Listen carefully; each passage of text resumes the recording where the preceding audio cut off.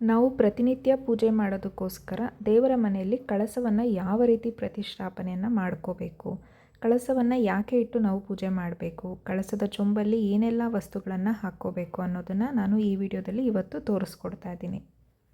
ಮೊದಲಿಗೆ ನಾವು ಕಳಸವನ್ನು ಪ್ರತಿನಿತ್ಯ ಯಾಕೆ ಇಟ್ಟು ಪೂಜೆ ಮಾಡಬೇಕು ಅಂತ ಹೇಳಿದರೆ, ಕಳಸ ಅನ್ನೋದು ಸಾಕ್ಷಾತ್ ಲಕ್ಷ್ಮೀ ತಾಯಿಯ ಸ್ವರೂಪ ಅಂತ ಹೇಳಿನೇ ಕರೀತಾರೆ. ಹಾಗಾಗಿ ದಿನನಿತ್ಯ ಕಳಸವನ್ನು ಇಟ್ಟು ಪೂಜೆ ಮಾಡೋದ್ರಿಂದ ಆ ಮನೆಗೆ ತುಂಬಾ ಒಳ್ಳೆಯದು. ನಾವು ದಿನನಿತ್ಯ ಪೂಜೆಗೆ ಬೆಳ್ಳಿ, ಹಿತ್ತಾಳೆ ಅಥವಾ ತಾಮ್ರದ ಚೊಂಬನ್ನು ಕಳಸವಾಗಿ ಬಳಕೆ ಮಾಡ್ಬೋದು. ಹಾಗೆಯೇ ಚೊಂಬನ್ನು ನಾವು ಹಾಗೆ ಬರೀ ನೆಲದ ಮೇಲೆ ಇಡೋ ಹಾಗಿಲ್ಲ, ಒಂದು ಪ್ಲೇಟನ್ನು ಯೂಸ್ ಮಾಡಿಕೊಂಡು ಅದರಲ್ಲಿ ಅಕ್ಕಿಯನ್ನು ಹಾಕಿ ನಾವು ಇಡಬೇಕಾಗುತ್ತೆ.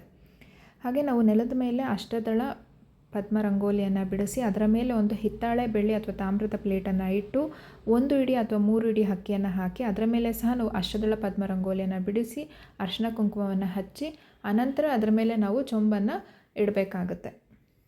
ಈಗ ಕಳಸದ ಚೊಂಬಿನಲ್ಲಿ ಏನೆಲ್ಲ ನಾವು ವಸ್ತುಗಳನ್ನು ಹಾಕ್ಕೋಬೇಕಾಗುತ್ತೆ ಅನ್ನೋದನ್ನು ಹೇಳ್ತಾ ಹೋಗ್ತೀನಿ. ಮೊದಲನೇದಾಗಿ ಶುದ್ಧವಾಗಿರುವಂಥ ಕುಡಿಯೋ ನೀರನ್ನು ತಗೋಬೇಕಾಗುತ್ತೆ.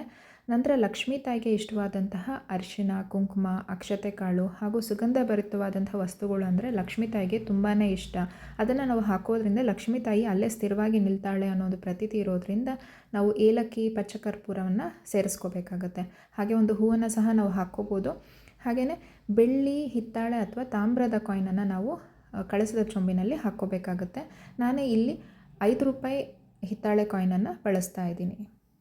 ಮುತ್ತೈದೆ ಸ್ವರೂಪಳಾದಂತಹ ಲಕ್ಷ್ಮೀ ತಾಯಿಯನ್ನು ಪೂಜೆ ಮಾಡೋದ್ರಿಂದ ನಾವು ತಾಳಿಯನ್ನು ಕಳಸಕ್ಕೆ ಕಟ್ಟಬೇಕಾಗುತ್ತೆ. ಅರಿಶಿಣದ ಕೊಂಬನ್ನು ಬಳಸಿ ನಾನಿಲ್ಲಿ 5, 9 ಅಥವಾ 11 ಎಳೆ ದಾರವನ್ನು ಯೂಸ್ ಮಾಡಿ ತಾಳಿಯನ್ನು ನೀವು ರೆಡಿ ಮಾಡ್ಕೋಬೋದು.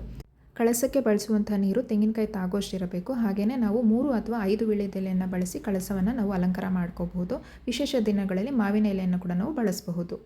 ಮತ್ತು ಕಳಸಕ್ಕೆ ಬಳಸುವಂತಹ ತೆಂಗಿನಕಾಯಿ ಅಲಂಕಾರವನ್ನು ಯಾವ ರೀತಿ ಮಾಡ್ಕೋಬೋದು ಅನ್ನೋದನ್ನು ನಾನು ಇನ್ನೊಂದು ರೀಲಲ್ಲಿ ಶೇರ್ ಮಾಡಿದ್ದೀನಿ. ಇಷ್ಟ ಆದವರು ಅದನ್ನು ಚೆಕ್ ಮಾಡಬಹುದು.